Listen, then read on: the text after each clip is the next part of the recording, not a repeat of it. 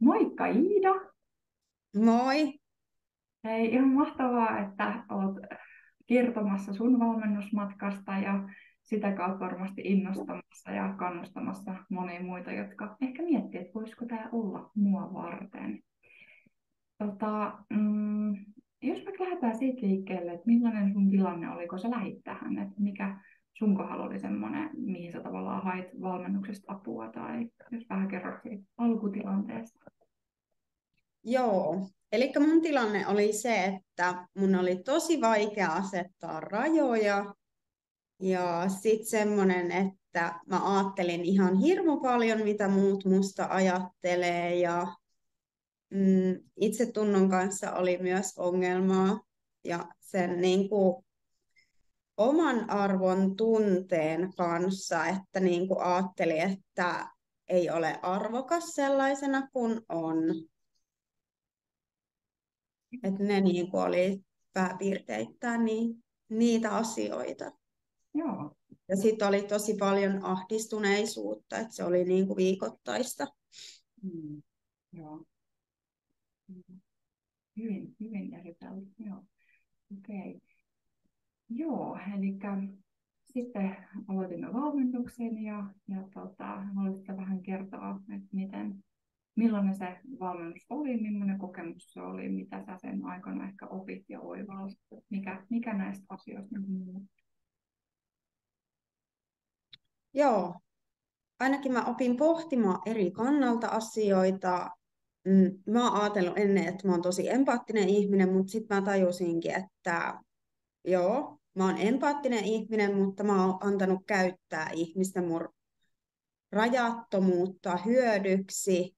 Että niin kuin, siinä mä opin sen, että hei, mun ei tarvitse lipsua mun rajoista, mä saan pitää ne rajani. Ja sitten se, että niin kuin, tuli semmoista erilaista empatiaa, tuli ymmärrystä muita ihmisiä kohtaan, miksi toiset ihmiset toimii tietyllä tavalla. Ja niin kuin, se vähentää mun mielestä aika paljon sitä, että ärsyttää vaikka jos joku ihminen ei toimikaan semmoisella tavalla, mitä itse haluaisi, vaan niin kuin tulee ymmärrys, että toi ihminen saattaa toimia tuolla tavalla sen takia, koska hän vaikka toimii traumoistaan käsin tai muut sellaista. Sitten itsetuntoon ja omaan arvoon on tullut mun mielestä aika iso askel eteenpäin, että on alkanut tuntemaan, että on arvokas ja on uskaltanut niin kuin, olla enempi oma itsensä.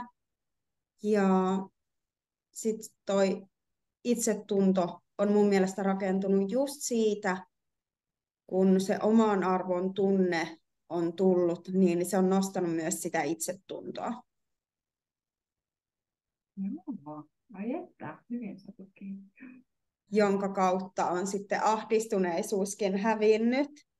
Että niin kuin, kyllä edelleen on ahdistuneisuutta, mutta se on erilaista. Että jos ahdistus tulee, siihen pysähtyy, siihen tunteen äärelle, että miksi musta tuntuu tältä.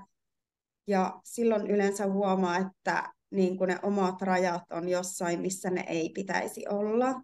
Mm. Että niin kuin sit oppii tunnistamaan niitä, että miksi minua ahdistaa ja niin kuin oppii tekemään niitä erilaisia päätöksiä sen suhteen, että niin kuin se ahdistus häviäisi. Mm. Oli vitsi, ihan älyttömän hyvin sanotettu just toi, että aiemmin se ahdistus on ollut semmoinen niin kuin NS-ongelma ja mistä on yrittänyt päästä niin kuin irti ja eroon ja sitten sitä on ollut ja näin, mutta nykyään se onkin semmoinen niin kuin viisas viesti siitä, että se ahdistus on tietyllä tavalla niin kuin meidän ystävä, että okei, että nyt tämä ahdistus tulee kertomaan mulle jotenkin esimerkiksi sitä, että ehkä voi olla, että nyt minun pitää tarkkailla niitä rajoja tai että se onkin niin kuin hyödyllinen niin kuin tällä hetkellä se ahdistuksenkin tunne. Esimerkiksi eilen oli semmoinen tosi ahdistunut olotila ja mä niin kuin pohdin, että mistä tämä ahdistus kertoo ja olin silleen, että no ei hitsi, että miksi mua ahdistaa näin paljon ja yritin niin kuin olla silleen, että no mutta katsotaan vielä, että jos se ahdistus vaan häviäisi. Sitten mä vaan tajusin, että ihan turhaa mä niin kuin koen sitä ahdistusta, kun se yrittää kertoa mulle jostakin jotain, että hei, tämä ei ole hyvä juttu sulle, niin sitten mä lopulta päädyin siihen, että hei, kun tämä ahdistuskerta yrittää kertoa mulle, niin sitten mun pitää toimia sillä tavalla, että niin kuin mua ei ahdista.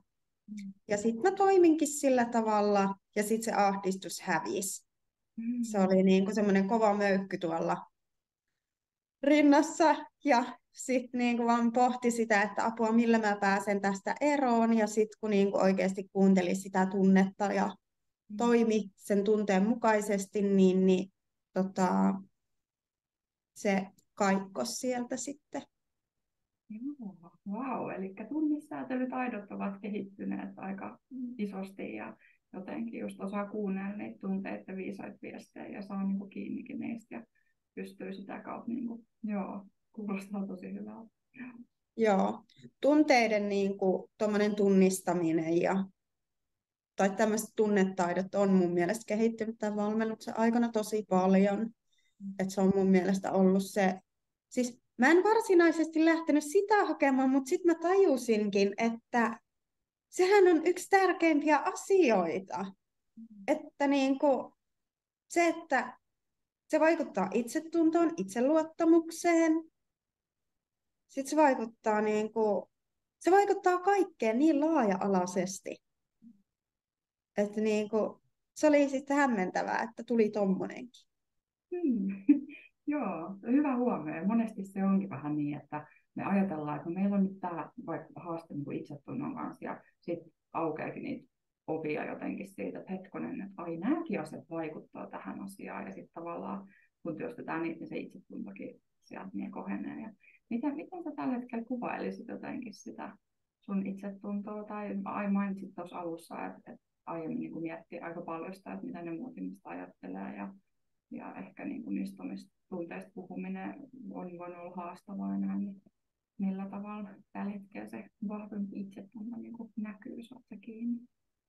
Se näkyy silleen, että kun tulee se hetki, kun mä mietin, että mitä muut ihmiset musta ajattelee, mä pysähdyn sen tunteen äärelle ja lopulta mä tuun siihen lopputulokseen, että sillä ei ole mitään väliä, mitä muut musta ajattelee, vaan sillä on merkitystä, mitä mä itse ajattelen itsestäni.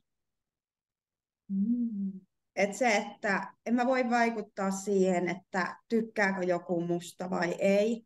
En mä voi lähteä mielistelemään ketään ihmistä silleen, että hei, tykkää musta nyt tämmöisenä.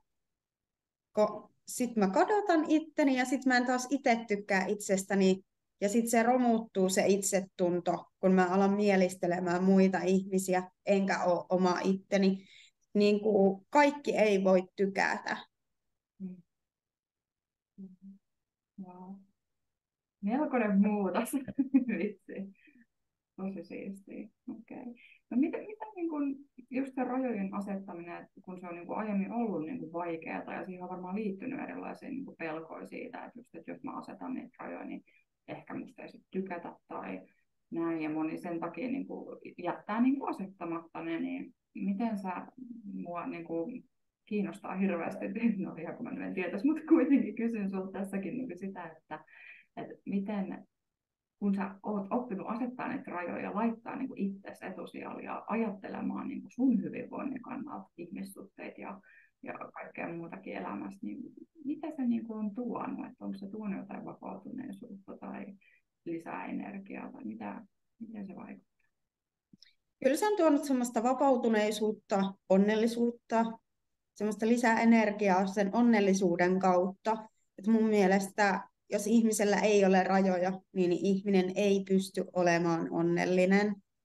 Ja sitten se, että kun pelkää sitä, että no mitä nyt tapahtuu, että kaikki vaan lähtee mun ympäriltä ja kukaan ei halua olla munkaan, kun mä asetan rajoja ja näin. Ei se pidä paikkansa.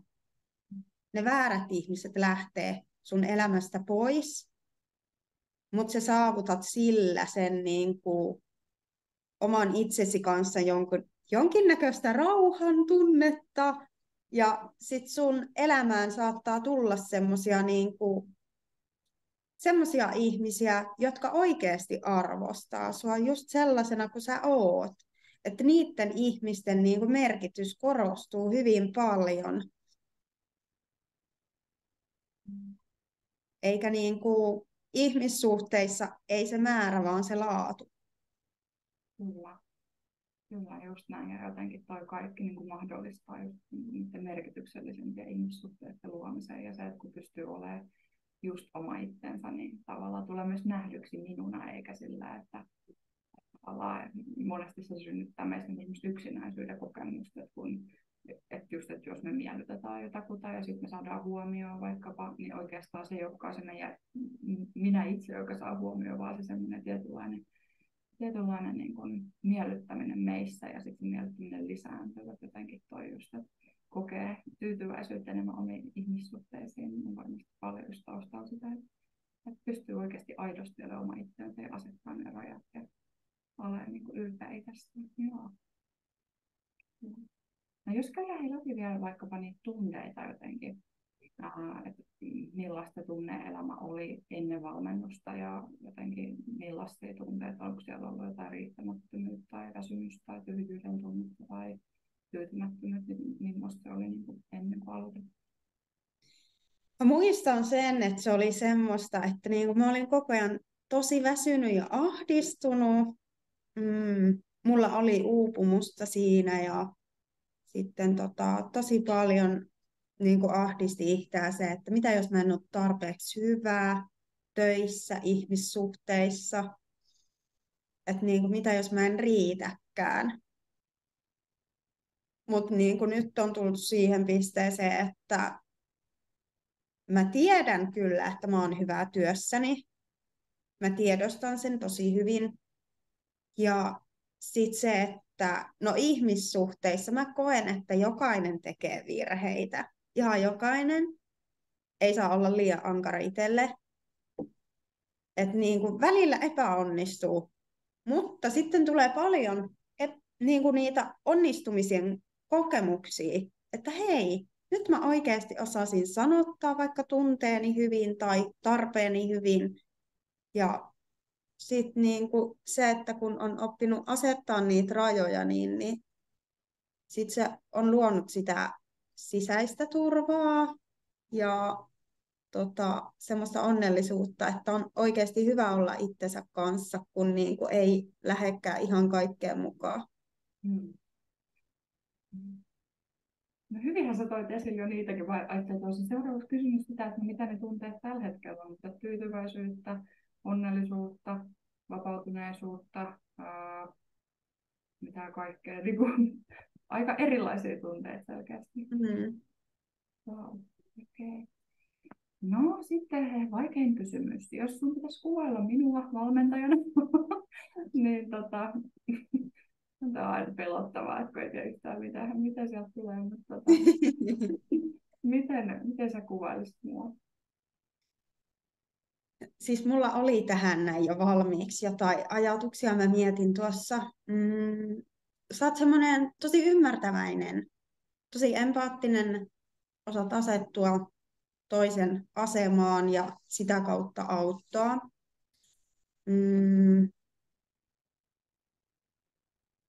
On se apua, on paljon semmoisia kaikkia. Ootapas. Tää lyö ihan tyhjää, mutta siis mulle on ainakin ollut tosi paljon apua siitä, että kun on ollut tässä valmennuksessa ja on kertonut avoimesti joitain asioita, niin sä otat ne vastaan semmoisena mä en osaa kuvailla mikä se on, mutta semmoinen ymmärtäväinen vastaanotto ja sitten niille asioille lähdetään oikeasti keksimään sitä ratkaisua. Mm. Että se on ollut itselle se hyvä juttu, että oikeasti ollaan päästy pureutumaan niin hyvin niihin omiin ongelmakohtiin ja on etsitty ratkaisuja ja on löydetty ratkaisuja ja oot tosi hyvin opettanut pohdiskelemaan asioita. Joo, ihana kuulla. Voi että, tosi ihana kuulla. Joo. Ja just toi että niinku, mitä sä kuvailit sitä, että kun on jotain haasteita, että me ei vaan niinku jäädä tavallaan siihen, sillä on kyllä kurjaa, vaan just se, että no miten tästä päästään eteenpäin, miten tämä homma muuttuu, miten me voidaan löytää tähän joku eteenpäin vievä ratkaisu. Niin tosi ihanaa, että se on niinku välittynyt. Ja, joo, eli joo, kiitos. Ihanaa. No, jos joku miettii nyt tällä hetkellä, että itse, että mä vähän pohtin, että voisiko toi olla mun juttu, mun saattaa olla haasteet rajojen asettamiseen itsetunnon, oman mielen kanssa ylipäätään, voi olla uupumusta tai oikeastaan lähestulkoon mitä vaan niin tämmöisiä, niin kuin mikä aiheuttaa meidän semmoista oloa, että mä voisin ehkä olla onnellisempikin mun elämässä. Ja jos miettii niin kuin tähän valmennukseen lähtemistä, niin pystyy suosittelemaan ja niin kuin, minkä takia sun mielestä kannattaisi tähän juuri tähän valmennukseen lähteä mukaan. Kyllä mä oon ainakin suositellut niin kuin omille sisaruksille ja kavereille, että on niin kuin ollut oikeasti toimiva valmennus.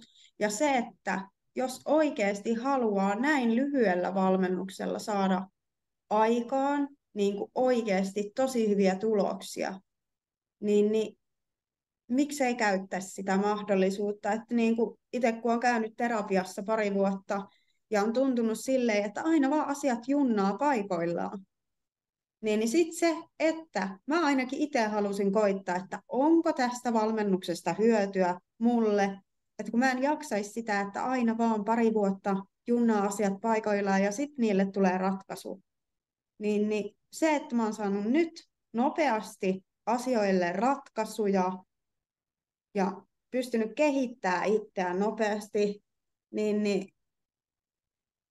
onnellisuus on lisääntynyt tosi paljon. Niin se, että jos joku oikeasti pohtii sitä, että lähdenkö mä mukaan, niin todellakin kannattaa lähteä. Ihanaa, siis ihan mieletön kuulla. Ja siis joo, toi on monesti semmoinen, että me ajatellaan just, että kun se terapia on ehkä semmoinen tunnetuin Suomessakin vielä, niin jotenkin, että me tarvitaan se 2-3 vuoden psykoterapiaa, että joku asia muuttuu ja sitten se on niin tosi hidasta ja mulla monesti sanotaankin, että no ei mikään 10 viikossa voi muuttua, mutta kyllä tässä on aika monta niin kuin elävää esimerkkiä jo, että kyllä ne asiat aika paljon voi 10 viikossa muuttua, kun tehdään asioita oikein ja näin, niin joo, wow. Jep. Ja sitten se vielä, että niinku, sulle voi laittaa aina viestiä versus se, että jos käy terapiassa, niin ei terapeutille pysty laittamaan viestiä. Niin sitten se, että niinku, tavallaan sitä pääsee pohtimaan niinku, silloin viikollakin, kun ei ole sitä terapiaa, että se ei ole pelkkä se, että terapia-aika tai niinku se valmennusaika, vaan sitä pääsee pohtimaan siinä viikollakin, että hei, nyt mulla on tämmöinen ongelma, että mulla tuli eteen tämmöinen ongelma, että mitä mä tekisin tässä näin, että niin sit sulle on voinut laittaa viestiä siitä, että no niin, että minkälaista ratkaisua niin lähdettäisiin ehtimään tähän näin, ja sitten siihen on niin kuin saanut nopeasti ratkaisun, kun taas sit se, että kun itsellä on ollut vaikka kerran kuukaudessa terapia, on koko kuukauden pyöritellyt mielessä jotain yhtä asiaa, että ei vitsi, miten mä saan ratkaistua tämän, niin se on tosi niin kuin ahdistavaa, kun joutuu tosi pitkään miettimään yhtä asiaa, että miten mä saan niin kuin oikeasti ratkaistua tämän ongelman. Niin sitten kun tässä on niin kuin oikeasti lyhyellä aikavälillä päässyt joka päivä vähän pohtimaan sitä, että niin kuin, miksi vaikka itse toimii tietyllä tavalla tai miten saa niin kuin, ratkaistua jonkun asian, niin sit siitä on saanut siihen on niin kuin, saanut tukea sulta ja apua, niin se ratkaisu on ollut nopeampi, eikä se ole sitten tullut semmoisena möykkynä tuonne rintakehään, että kun mä en ole saanut nyt tätä pois mielestäni, että yleensä se, että mitä nopeammin reagoidaan, niin sitä nopeammin se myös auttaa. Niin totta, ja jotenkin niin kuin myös se, että kun niitä onnistumisen kokemuksia tulee tosi valtava määrä sen 10 viikon aikana, niin jotenkin tavallaan se pystyvyyden tunne ja se, että sitten kun se valmennus niin kuin loppuu, niin jotenkin sulla on niin kuin aika vahva se semmoinen, että vitsi, että kyllähän mä niin kuin osaan ratkoa näitä itsekin ja on ne keinot, mitkä jää ja jotenkin, että se on niin kuin tosi erilaista. Joo. Mm. Niin on. Ja sitten kyllä mulla ainakin tämän valmennuksen aikana muuttunut niin kuin, ihan eri tavalla mä ajattelen asioita. Että just mulle on niin kuin työkaveri sanonut, että Iida, sussa on tapahtunut hirveän iso kehitys lyhyessä ajassa. Ja sitten niin kuin omat siskot on sanonut, että joo, että Iida, sä oot kyllä tommonen kauhea pohdiskelija, että sä niin kuin yrität aina keksiä jollekin juurisyitä ja ratkaisuja ja näin, että se on ollut silleen hauska huomata, että muutkin ovat huomanneet sen. Ihan jännä tuo juttu. Ja just toi jotenkin, että tavallaan, että sullekin on niinku rakentunut se sellainen, että nyt sä oot itse asiassa enää tarvitse mua, koska sä osaat tehdä ne asiat niinku itsekin. Joo. Mm. Oh, joo. Hei, ihan mielettömän iso kiitos siitä, että jaoit sun tarinaa ja että saadaan laittaa sitä ton ihmisille näkyväksi ja varmasti tulet olemaan niin semmoinen tärkeä esimerkki ja jotenkin niin kuin ihmiset saa varmasti tästä tosi paljon ja oot ihan mielettömän upea ja rohkea ja kiitos tästä. Kiitos.